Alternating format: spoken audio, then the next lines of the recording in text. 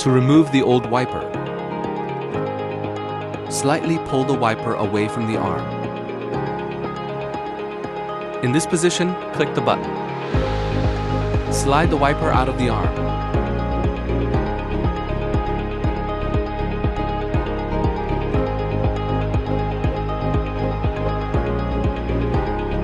Prepare key lock adapters. Open the adapter.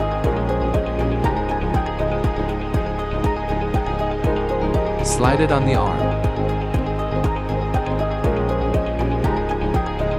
Close the adapter. Attach the new wiper. Click.